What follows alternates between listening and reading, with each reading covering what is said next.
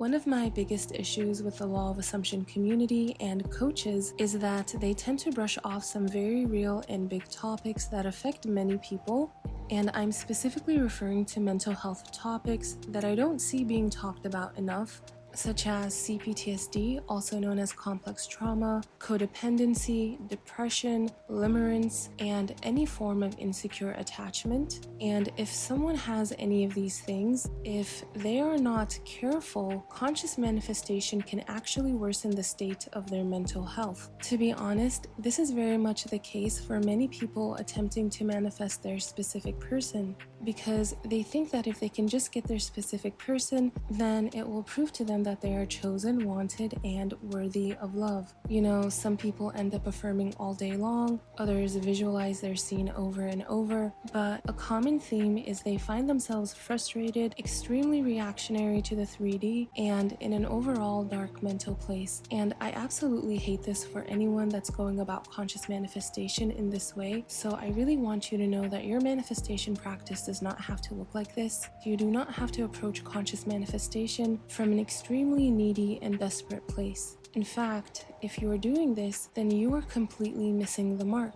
It will not do you any good because neediness and desperation always imply the belief of lack.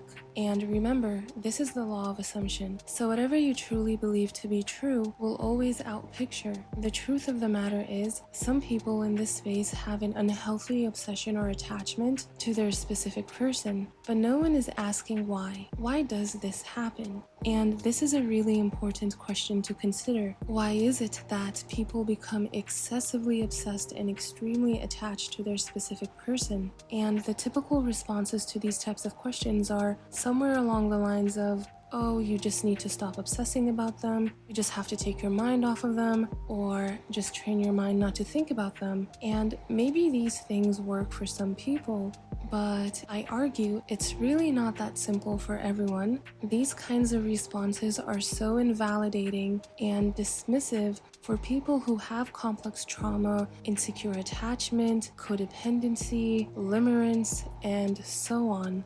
I know there seems to be a huge aversion to the word healing in this space, and I think it's because the topic of healing implies that there's something wrong with someone, but that's not true. Just because someone has wounds does not mean that there's something inherently wrong with them or that they need to be fixed. You do not need to be this perfect person to manifest the things you want, okay? That is so far from the truth. But the issue is, subconsciously, at your core, do you genuinely believe that you are wanted, loved, and accepted? Do you genuinely believe that you are whole and complete right now? Or do you have a very real, deep wound that says, nobody wants me, everyone I love leaves me, and I am unlovable? If this is the case, and you've been doing this for a while now, and you're not seeing movement, and your mental health isn't doing well, it may be time for a different approach. We have to keep in mind that not everyone is the same in the law of assumption community. We all come from different backgrounds,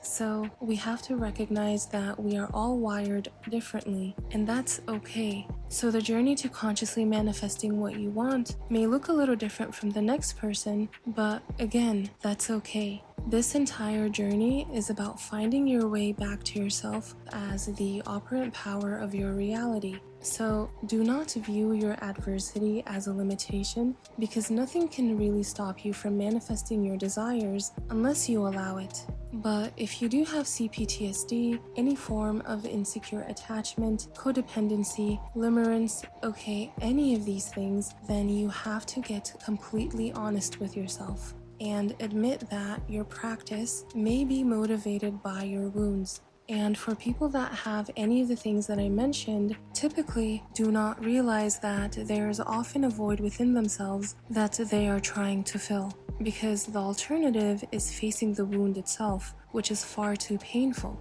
It's much easier for the mind to distract itself by obsessing over a specific person 24/7 instead of saying to itself, I am wounded and I have a deep fear that everyone I love will leave me, The human mind would rather not come face to face with any of its fears. And the crazy thing is, even if someone did get their specific person, the specific person cannot fill up this void for them. That's such an unrealistic and high expectation to burden someone with. And we know this because even when we were with our specific person or around them, we still found ourselves worried that they were going to pull back or reject us or be interested in other people and so on. So this fulfillment cannot come from a specific person, it can only come from us. I want you to keep in mind the concept of everyone is you pushed out, because it basically means that people reflect back to us what we believe about ourselves.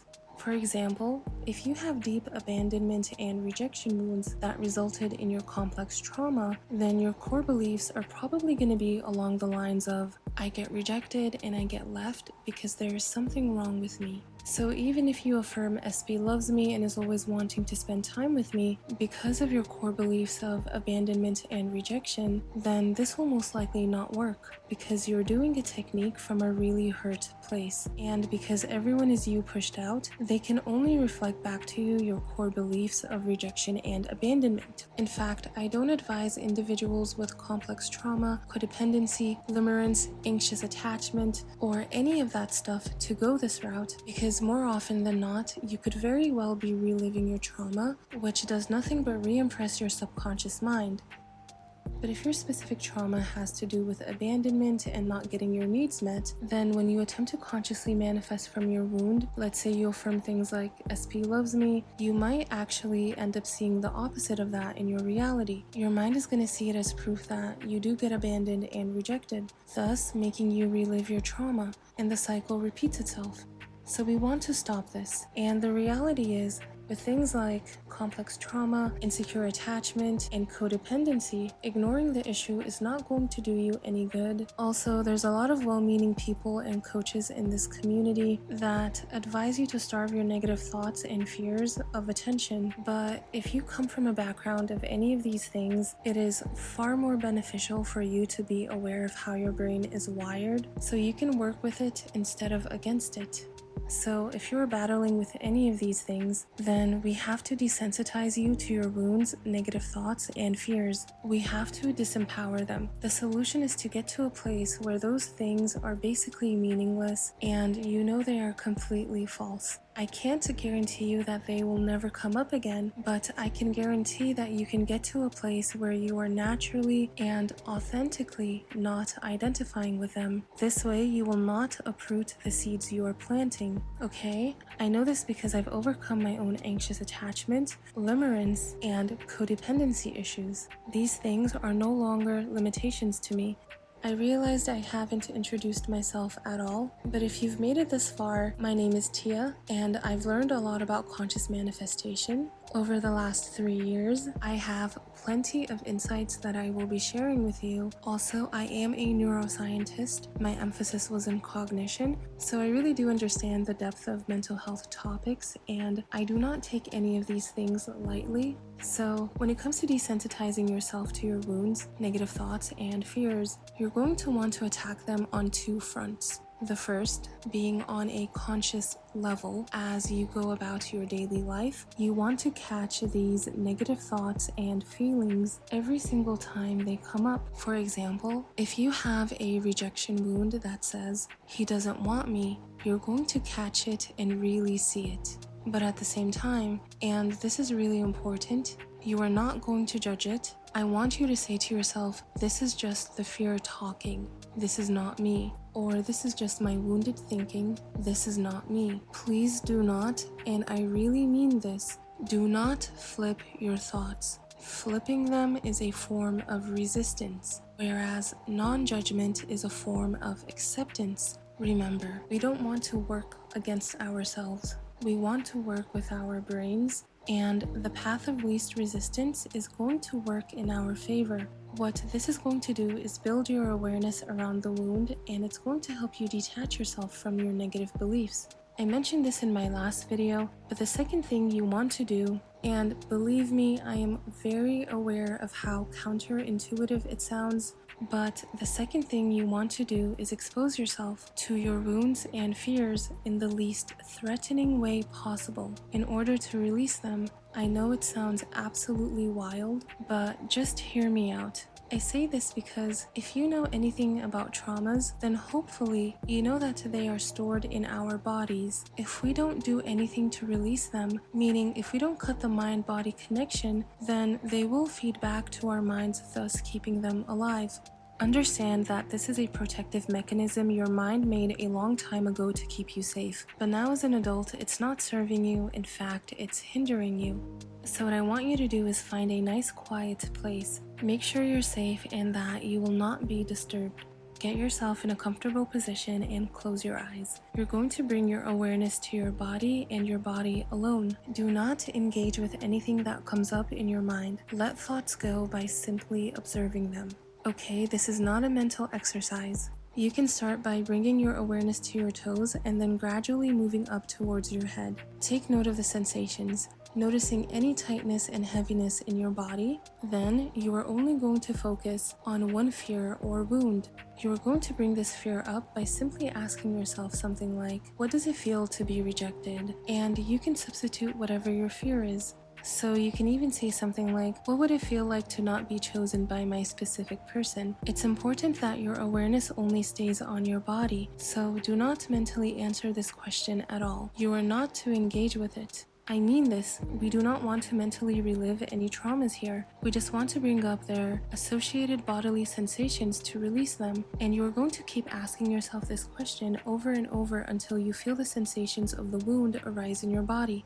Once this happens, direct your awareness to the location of the sensations within your body. While you're fully aware of the sensations, you are simultaneously going to tell yourself, I am not afraid of rejection anymore. This is not real because I accept and love myself for who I am. This is just an experience, but it's not my truth. You're going to tell yourself whatever is relevant to your specific fear or wound. And please take as much time as you need here. Keep saying this to yourself until you feel better. The wound will most likely still be there by the end of your session, but you will notice it is less intense. What you are doing is facing your fear and making it meaningless, which subconsciously disempowers it. And if you're uncertain about what I'm saying, please look into traumas and how they affect us. Look into somatic psychology. Sometimes it's referred to as somatic therapy. You're going to keep doing these sessions where you are exposing yourself to your fears until they truly do not bother you anymore. Now, when you feel ready to do your imaginal acts or affirmations, you'll notice that it won't feel like you're forcing anything or that you're lying to yourself, because what used to pull you out of the state of the wish fulfilled is now powerless. So to summarize, you are attacking this on two fronts. Consciously by accepting and not judging your wounds and fears, and then subconsciously by releasing the traumas from your body. If you have complex trauma or suspect that you do, or if you have any strong debilitating fears, then do not sleep on this method. Anyways, let me know if you try this and how it goes for you. My previous video goes more into depth about the nature of fears, and I also detail how to do this exact same process in it. So I suggest you watch it if you want to learn more. It's called Use This Method to Dissolve Your Fears. Okay, thanks for listening, and I hope this helps.